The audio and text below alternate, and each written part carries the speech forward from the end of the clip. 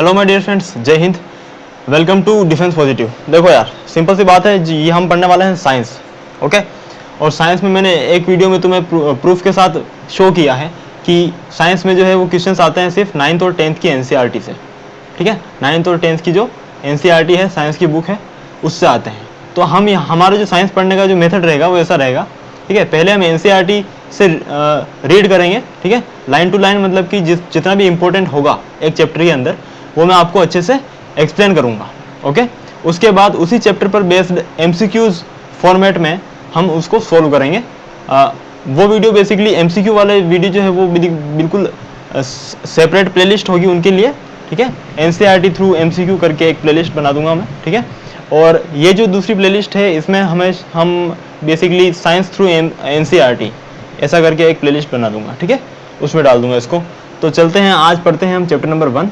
ठीक है, जो कि है 9th एनसीईआरटी का। Chapter number 1 is matter in our surrounding. ठीक है, मैटर क्या होता है? पदार्थ, कोई भी पदार्थ, धातु अधातु कुछ भी। ओके, देखो यार, धातु अधातु यानी कि मेटल और नॉन मेटल्स। ओके, अब देखो ये पहले पेज में इंपॉर्टेंट क्या है? इंपॉर्टेंट चीज यही है पहले पेज के अंदर कि मास का जो यूनिट होता है, ऐसा यूनिट वो क्या होता है? मास का यूनिट क्या होता है? केजी, ये दिया है। ठीक है, do remember this thing. Okay, उसके बाद देखो the SI unit of volume is metre cube और सेंटीमीटर क्यूब, लेकिन जो ऐसा यूनिट है वो हम मीटर में नापते हैं। ठीक है, सो मीटर क्यूब। उसके बाद ये सारी चीज़ें दी हैं, ये आप याद करिएगा। ओके, याद नहीं करना है, बेसिकली रीड करिएगा। चलते हैं नेक्स्ट। इस पेज में कुछ भी नहीं है, मतलब ऐसा कुछ नहीं है जो आपको ना आता हो, ये सब चीज़ें आपको आती होंगी। ठीक है, ये तो बेसिक सा है ना, ये हमें पता ही होता है कि ठोस के अंदर यानी कि सॉलिड के अंदर जो पार्टिकल्स हैं वो पास पास होते हैं। ठीक है, एटम्स जो है वो पास पास होते हैं। जो अपना हमारे पास ये जो लिक्विड होता है उसमें थोड़े दूर दूर होते हैं, है ना, as compare to the solid. और गैस में थोड़े और दूर होते हैं। ओके, ये दूर कब होते हैं? दूर होते हैं, इनको दूर होने के लिए एक इनको एनर्जी चाहिए होती है। क्या चाहिए होती है? एनर्जी। अगर ये सॉलिड है उसको मैं अगर एनर्जी प्रोवाइड करता हूँ, हीट प्रोवाइड करता हूँ, ठीक है, तो इन पार्टिकल्स को बेसिकली हीट मिलती है और एनर्जी मिलती है, और ये जो है वो क्या करते हैं? मूवमेंट स्टार्ट करते हैं, और ये एक दूसरे को क्या करते हैं?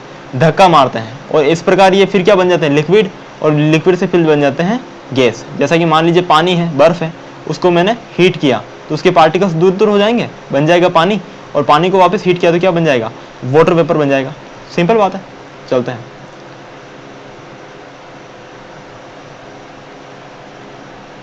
ओके, अब देखिए यहां पर the melting point. Melting point क्या होता है? वह टेम्परेचर, ठीक है, जिस पर कि जो आपका बर्फ है ना वो क्या बनेगा? पानी बनेगा। मतलब कि सॉलिड जो है वो जब लिक्विड में बदलेगा तो उस चीज को हम, उस पॉइंट पर, उस टेम्परेचर को हम क्या बोलेंगे? मेल्टिंग पॉइंट बोलेंगे। Simple. When a solid melts its temperature remain the same, so where does the heat energy go? ये वेरी वेरी इंपॉर्टेंट है। देखो कि ये बोल रहा है कि अगर एक सॉलिड मेल्ट होता है, जैसे कि आपका बर्फ का जो सिल्ली है कोई भी बर्फ की, ठीक है, वो जब वाटर बन रही होगी ना, वाटर बन रही होगी, ठीक है, लिक्विड फॉर्म में चेंज हो रही होगी, उस समय उसका टेम्परेचर इंक्रीज नहीं होगा। मतलब कि अगर मैं पहले ऐसे हीट देता हूं ना तो इसका टेम्परेचर जो है वो शुरू में हीट होगा, मतलब इंक्रीज होगा। ठीक है, उसके बाद जब ये वाटर बनने लग जाएगा, ठीक है, अभी ये पानी बनना स्टार्ट हो जाएगा ना, तो इसका वो टेम्परेचर उसके बाद इंक्रीज करना बंद कर देगा। व्हाई? बिकॉज वो टेम्परेचर जो है वो बेसिकली यहाँ जा रहा है। ठीक है, अभी ये हमारे पास है बर्फ, है ना, अभी इसके पार्टिकल्स को मैं क्या दे रहा हूँ? हीट दे रहा हूँ, है ना, एनर्जी दे रहा हूँ। ठीक है, तो टेम्परेचर इंक्रीज नहीं होगा, बिकॉज ये टेम्परेचर, वो जो टेम्परेचर मैंने दिया इनको, वो इन पार्टिकल्स ने क्या लिया? उस टेम्परेचर को ले लिया है, उस एनर्जी को ले लिया है। ठीक है, और ये बेसिकली थोड़े दूर दूर हो जाएंगे, और क्या बन जाएगा? हमारे पास लिक्विड बन जाएगा। तो जब तक कि ये पूरा सॉलिड बर्फ जो है वो पानी नहीं बन जाता ना, तब तक इसका टेम्परेचर इंक्रीज नहीं होगा। ओके, और फिर जब मतलब इसका टेम्परेचर, पानी का जो तापमान है वो इंक्रीज होगा 100 डिग्री सेल्सियस तक, है ना, उसके बाद जो पानी है वो भाप में चेंज होने लगेगा। ठीक है, वेपर में चेंज होने लगेगा। और जब तक ये पूरा पानी वेपर में चेंज नहीं हो जाता तब तक इसका टेम्परेचर क्या रहेगा, 100 ही रहेगा। Okay, do remember this thing, 100 ही रहेगा, इससे ज़्यादा इंक्रीज नहीं करेगा। इसको 100 को आप बोलते हैं इसका बॉइलिंग पॉइंट। क्या बोलते हैं, बॉइलिंग पॉइंट। बॉइलिंग पॉइंट क्या होता है, जब एक लिक्विड अपना स्टेट चेंज करके वेपर में बदलना स्टार्ट करता है, ठीक है, उस चीज़ को आप बोलते हैं बॉइलिंग पॉइंट। अब बॉइलिंग पॉइंट को जो इफेक्ट अगर जिस चीज़ का इफेक्ट होता है बॉइलिंग पॉइंट पे, मतलब बॉइलिंग पॉइंट कब लो होगा, कब ज़्यादा होगा, है ना, इंक्रीज होगा, वो चीज़ डिपेंड करती है प्रेशर पर। किस चीज़ पर, प्रेशर पर। अभी जैसे कि मैं मान लीजिए अभी जो यहाँ का जो प्रेशर है वो मान लीजिए कितना है, 10 पास्कल है।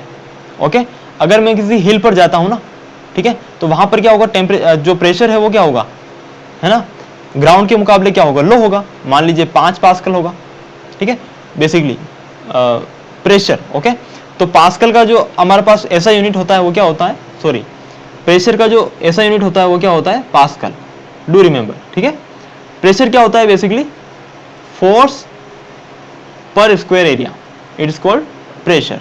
ओके, अभी देखो क्योंकि यहाँ पर प्रेशर ज़्यादा है, ठीक है, जो आपका पानी है ना उसके ऊपर प्रेशर ज़्यादा है एज कम्पेयर टू दिस। अगर पानी का सेम ग्लास में यहाँ रखता हूँ और यहाँ रखता हूँ तो यहाँ पर जो है ना, जो हिल पर जो प्रेशर होगा वो क्या होगा, लो होगा, है ना। यानी अगर प्रेशर लो होगा उसका मतलब क्या है कि यहाँ पर वाटर के पार्टिकल्स पहले से ही थोड़े थोड़े दूर होंगे as compare to the ground.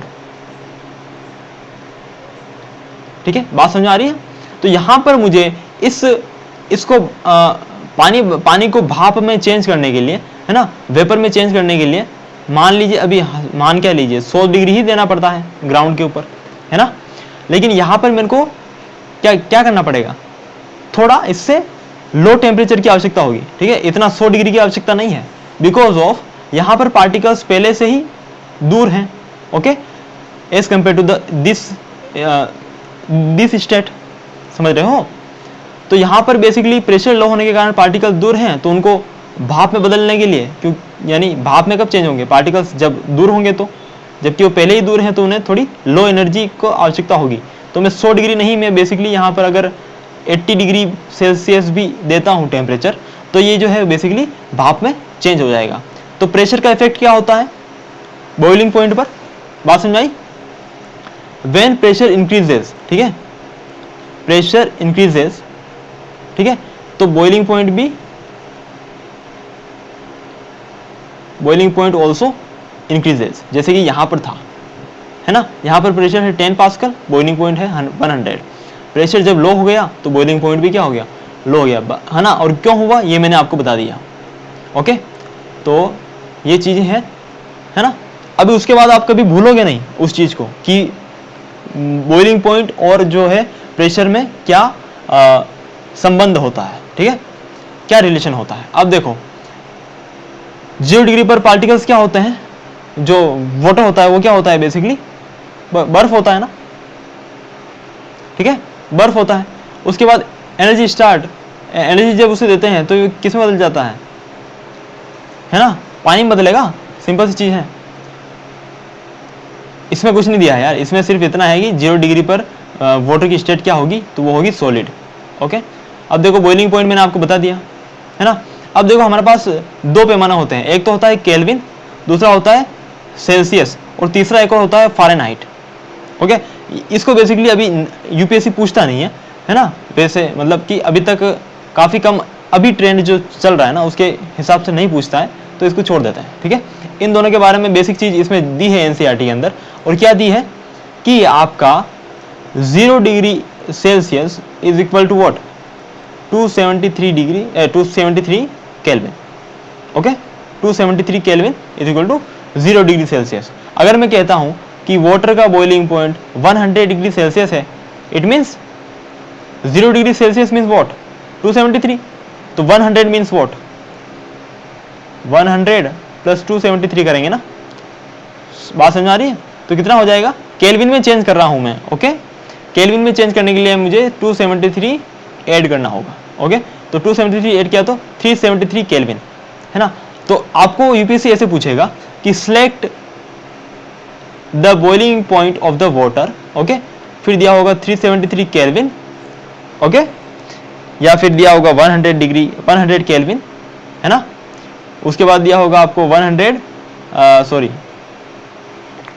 Fahrenheit, है ना। ऐसे कोई ऑप्शन दिए होंगे, उसमें से आपको सिलेक्ट करना है। तो थोड़ा सा लॉजिक लगाना है, ये चीज़ आपको समझ में आनी चाहिए, और कोई दिक्कत नहीं है, okay. Very simple, it is very simple. Chapter 1 है यार, क्या दिक्कत लेते हो। देखो, केल्विन इज द ऐसा यूनिट ऑफ टेम्परेचर, याद रखना। डिग्री सेल्सियस जो हम बोलते हैं ना, जो आम भाषा में हम यूज़ करते हैं, वो जो है ऐसा यूनिट नहीं है, ठीक है। टेम्परेचर की जो ऐसा यूनिट है वो क्या है हमारे पास, केल्विन, डू रिमेंबर, ओके। चलते हैं आगे। यहाँ पर इस प्रोसेस का नाम बताइए, क्या है ये। यहाँ पर बेसिकली हमारे पास है यहाँ पर अमोनियम क्लोराइड, इसका फॉर्मूला होता है NH4Cl, ओके। ये अमोनियम क्लोराइड जो होता है ना, देखो एक चीज़ होती है कि हम बर्फ़ को हीट करते हैं तो बनता है पानी, पानी को हीट करते हैं तो क्या बनता है, वेपर बनता है, ओके। लेकिन कुछ चीज़ों के साथ ऐसा नहीं होता, मतलब कुछ चीज़ें जो हैं वो सीधी सॉलिड से क्या बन जाती हैं, वेपर बन जाती हैं, है ना। ऐसी चीज़ें हैं। पहली बात तो पहला जो है आपका ये है NH4Cl, इसको बोलते हैं हम अमोनियम क्लोराइड, ओके। ये बेसिकली बना है मिलकर NH4+ आयन और Cl- आयन से, ठीक है। अगर आपको पूछ ले कि NH4Cl में आप NH4 की ऑक्सीकरण स्टेट बताइए, सॉरी ऑक्सीडाइजेशन स्टेट बताइए, तो आप क्या बताएंगे, +1, क्या बताएंगे, +1, ओके। अगर आपको पूछे कि Cl- की बताइए तो क्या बताओगे, -1। बात समझ आ रही है, पूछ लेता है यूपीएससी, ठीक है। हालांकि 9th और 10th की एनसीईआरटी में इतना लेवल नहीं दिया है और ऑक्सीडाइजेशन स्टेट वाला, लेकिन फिर भी थोड़ा बहुत तो पूछ लेता है। चलो, तो वो हम थोड़ा सा आउट चले गए थे चैप्टर से। देखो, तो इस प्रोसेस को हम बोलते हैं सब्लिमेशन। जब कोई सॉलिड बिना वाटर में चेंज किए, बिना लिक्विड में चेंज किए सीधा वेपर के अंदर चेंज हो जाता है, तो आप उसे बोलते हैं सब्लिमेशन। क्या बोलते हैं, उस प्रोसेस को बोलते हैं सब्लिमेशन, ओके। अब देखो, एग्जाम्पल मैंने आपको दिया था NH4Cl which is ammonium chloride. दूसरा है आपके पास कैम्फर, ठीक है, हिंदी में इसको बोलते हैं आप कपूर। ये दो चीजें ऐसी हैं जो कि यूपीएससी पूछता है, ओके। चलते हैं आगे। Effect of change of pressure, ठीक है, चेंज ऑफ प्रेशर का क्या इफेक्ट होगा। देखो, मेरे पास ये है यहाँ पर गैस, क्या है ये, गैस है। इसको मैंने प्रेस किया, क्योंकि ये गैस के पार्टिकल दूर दूर होते हैं as compare to the liquid. मैंने जब इसको प्रेशर इंक्रीज करूंगा ना, ठीक है, प्रेशर जब मैंने इंक्रीज किया इसके ऊपर, तो ये इसके पार्टिकल्स पास पास में आएंगे और ये क्या बन जाएगा हमारे पास, लिक्विड। क्या बन जाएगा, लिक्विड बन जाएगा, ओके। इसको मैं और प्रेस करता हूं तो इसके पार्टिकल और पास आएंगे और हमारे पास ये बन जाएगा सॉलिड, है ना। अगर इसका एक एग्जांपल दूं मैं आपको, तो आपका है CO2। CO2 बेसिकली क्या होती है, गैस होती है ना। इसको मैं अगर प्रेशराइज करूंगा तो ये CO2 बनती है, सॉरी, ये लिक्विड बने बगैर सीधा सॉलिड में चेंज हो जाती है, समझ रहे हो। लिक्विड बने बगैर सीधा सॉलिड में बन जाती है। और सॉलिड CO2 क्या होती है, बर्फ होती है बेसिकली। सॉलिड CO2 बेसिकली क्या होती है, उसको हम बोलते हैं ड्राई आइस। क्या बोलते हैं, ड्राई आइस। ड्राई आइस क्यों, क्योंकि ये पानी में नहीं बदली, सीधा सॉलिड में बदली। और जब ये वापस हीट करेंगे ना इसको, तो ये सीधा CO2 में चेंज होगी, पानी में चेंज नहीं होगी, मतलब लिक्विड फॉर्म में चेंज नहीं होगी। पानी का मतलब लिक्विड फॉर्म, ओके, ये चीज है ना। तो अगर यूपीएससी पूछे कि ड्राई आइस क्या है बेटे, एग्जाम मतलब कि सिलेक्ट कीजिए, तो आपको दे देगा NH3, दूसरा देगा CO2, तीसरा देगा O2 और कुछ भी दे देगा, जैसे H2S ले लो, ठीक है। 4 ऑप्शन दे देगा, सिलेक्ट करना है कि ड्राई आइस बताइए, ऑप्शन नंबर बी। समझ रहे हो, ऐसे प्रश्न बनते हैं और ऐसे ही बनेंगे, okay. Have you heard about solid CO2, yes, which is our dry ice. तो ये चीजें होती हैं। अब यहां पर एक चीज आपको ध्यान रखने की बात है कि जब आप, क्योंकि देखो, जब CO2 हवा में थी तब इसका टेम्परेचर हाई था। क्या टेम्परेचर, ध्यान से सुनना, टेम्परेचर बोल रहा हूं, टेम्परेचर क्या था, हाई था, ठीक है। जब मैंने इसको प्रेशराइज किया, ठीक है, प्रेशर मैंने क्या किया, इंक्रीज किया, ठीक है, तो टेम्परेचर क्या हुआ, डिक्रीज हुआ। टेम्परेचर क्या हुआ, डिक्रीज डिक्रीज हुआ। जब मैं प्रेशर इंक्रीज करूंगा ना, तो टेम्परेचर क्या होगा, डिक्रीज होगा।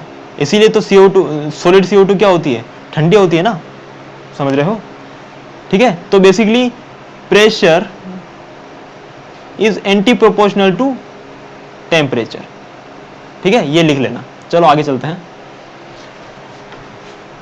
इवेपोरेशन, इवेपोरेशन क्या होता है, सिंपल सी चीज है, लिक्विड का वेपर में बदलना, ये कहलाता है इवेपोरेशन।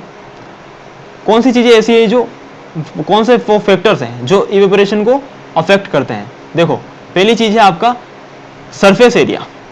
अगर देखो किसी प्याली में आपने चाय ली है किसी, ठीक है, प्याली में चाय ली है, इसका एरिया जो है सरफेस एरिया वो इतना है, चाय का खुला हुआ एरिया, ओके, ये बहुत ही हॉट है चाय। अभी इसको आप क्या करते हो, एक प्लेट के अंदर लेते हो ना, प्लेट के अंदर, ठीक है, तो इसका एरिया ऊपर जो एरिया है ना वो क्या होता है, इंक्रीज हो गया ना बेसिकली इसके मुकाबले।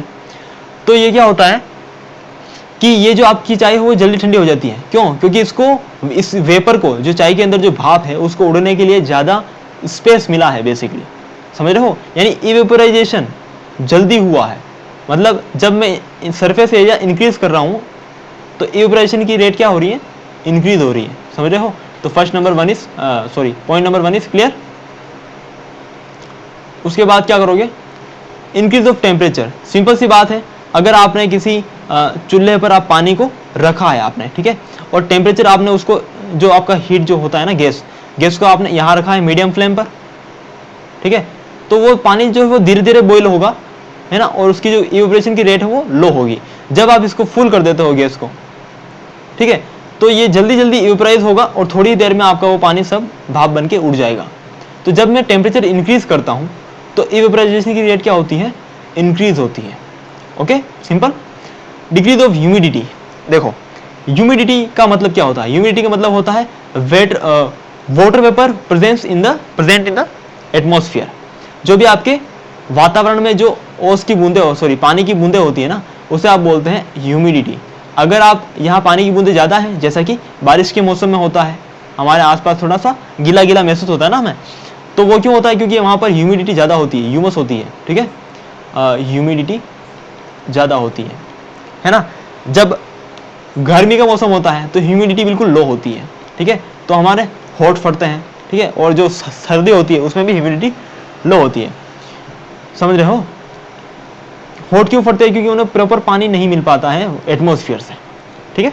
तो ह्यूमिडिटी का मतलब बेसिकली है कि water vapour present in the atmosphere.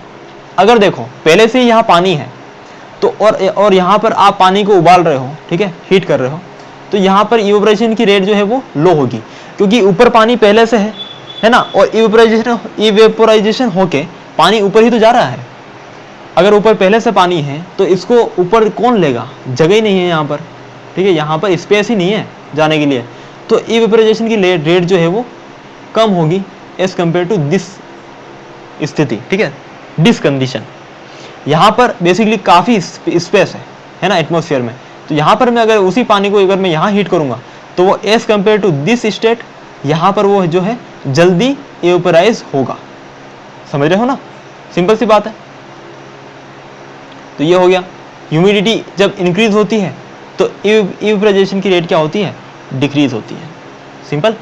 अब देखो इंक्रीज इन विंड स्पीड, जब हवा तेज चलेगी तो क्या होगा, ये जो वाटर वेपर है वो उड़ के क्या चले जाएंगे, आगे चले जाएंगे, और यहाँ पर वाटर वेपर क्या हो जाएगा, जो ह्यूमिडिटी है वो क्या हो जाएगी, लो हो जाएगी, यानी कि स्पेस मिल जाएगा। तो ये पानी जो है अब ज़्यादा जल्दी जल्दी इवेपोराइज होगा, यानी इवेपोराइजेशन की रेट जो है वो बढ़ गई है, समझ रहे हो। यानी जब हवा की स्पीड बढ़ेगी, विंड स्पीड इंक्रीज होगी, तो हमारी इवेपोराइजेशन की रेट क्या होगी, इंक्रीज होगी, समझ गए, इसमें तो कोई दिक्कत नहीं है। चलो चलते हैं आगे। देखो यार, अगर एक बार तुम इस वीडियो को ध्यान से देख लेते हो, फिर तुम्हें इस चैप्टर में से कोई भी अगर कुछ भी सवाल पूछेगा ना UPSC, you can answer easily, okay. चल चलते हैं। Why should we wear cotton clothes, ये तो तुम्हें पता ही है, क्योंकि वो पानी सोख लेते हैं जल्दी, है ना। उसके बाद देखते हैं, why do we see water droplets on the outer surface of a glass coating ice cold water. एक बर्फ मतलब बर्फीले पानी की बोतल है, ठीक है, फ्रिज से निकाली है तुमने, उसको बाहर रख दिया है। अभी थोड़ी देर बाद आप उसके आसपास पानी की बूंदे देखते हो ना, वो क्यों होता है बेसिकली, क्योंकि जो अंदर का पानी है उसका टेम्परेचर काफ़ी लो है और उसकी वजह से क्योंकि ये मेटल है ना, तो यहाँ का टेम्परेचर भी क्या हो गया है, लो हो गया है ना, एज कम्पेयर टू बाहर। बाहर कितना होता है, लगभग 25 डिग्री होता है, ठीक है। अंदर अंदर कितना होगा, अंदर होगा लगभग कितना 10 के आसपास हो जाएगा, है ना, और भी लो हो जाएगा। तो जब ये 25 डिग्री में जो वाटर वेपर आपके आसपास मौजूद है, अभी भी आप जब बैठे हो तो आपके आसपास वाटर वेपर मौजूद है, वो आपको दिखाई नहीं देगा, ओके, ठीक है। जब ये इसके कांटेक्ट में आता है ना, तो ये बेसिकली इसकी एनर्जी क्या होती है, हाई होती है, क्योंकि अभी क्या है, ये गैस है। जब इसके कांटेक्ट में आता है ना वाटर वेपर, तो इसकी एनर्जी लो हो जाती है, क्योंकि ये पानी क्या है, ठंडा है बिल्कुल, ठीक है। तो इसकी एनर्जी लो हो जाती है और ये क्या बन जाता है, गैस से क्या बन जाता है, लिक्विड, और हमें लिक्विड बूंदों की तरह बूंदों में दिखाई देता है। सिंपल, इसमें कुछ भी नहीं था। तो ये बेसिकली मैं आपको छोटे बच्चों जैसी चीज़ें एक्सप्लेन कर रहा हूँ, लेकिन करना पड़ेगा यार, करना पड़ेगा। अब पढ़ रहे हो तो ध्यान से पढ़ लो ना, क्या दिक्कत है। चलते हैं आगे, ये चैप्टर यहीं पर फिनिश होता है आपका, ओके। और अब हम पढ़ेंगे नेक्स्ट चैप्टर। देखो इसमें एक और चीज़ है कि आपका वेट का यूनिट क्या होता है, वेट का यूनिट होता है आपके पास न्यूटन। अब आप बोलेंगे कि सर न्यूटन तो फोर्स का यूनिट है, Newton is unit of the force, okay, force का यूनिट है ना न्यूटन। और मैं बोल रहा हूं कि वेट का यूनिट है। देखो वेट क्या होता है, वेट होता है basically mass into gravitational acceleration. ये आप पढ़ेंगे चैप्टर नंबर 10 में ऑफ द 10th एनसीईआरटी, जिसका नाम है हमारे पास ग्रेविटेशन। लेकिन अभी भी यहां पर थोड़ा देख लीजिए, weight is also a force, क्योंकि फोर्स ने आपने सुना होगा, फोर्स क्या होता है, मास इनटू एक्सीलरेशन होता है, ठीक है। यहां पर बेसिकली ये भी क्या है, फोर्स ही है, क्योंकि देखो मास तो है ही है, लेकिन यहां पर एक्सीलरेशन की जगह क्या है, ग्रेविटेशनल एक्सीलरेशन, यानी कि पृथ्वी जो आपके ऊपर एक्सीलरेशन लगा रही है किसी पिंड के ऊपर, जैसे मान लीजिए कोई भी हवा में कोई वस्तु है, आपने उसे बिल्डिंग से गिराया है ना, तो पृथ्वी उसे क्या, पृथ्वी का जो ग्रेविटेशन है वो उसे खींचेगा नीचे की तरफ, है ना। और उस तरफ उस समय जब उसकी स्पीड क्या होगी, इंक्रीज होगी ना, नीचे जब नीचे आएगी, तो जब स्पीड इंक्रीज होगी, यानी वेलोसिटी इंक्रीज होगी, ठीक है, वेलोसिटी क्या होगी, इंक्रीज होगी, तो एक्सेलरेशन भी क्या होगा, इंक्रीज होगा ना। और एक्सेलरेशन इंक्रीज होगा, है ना, और एक्सेलरेशन को उस एक्सेलरेशन को आप क्या बोलते हैं, ग्रेविटेशनल एक्सीलरेशन, जो ग्रेविटी के द्वारा लगता है, समझ रहे हो।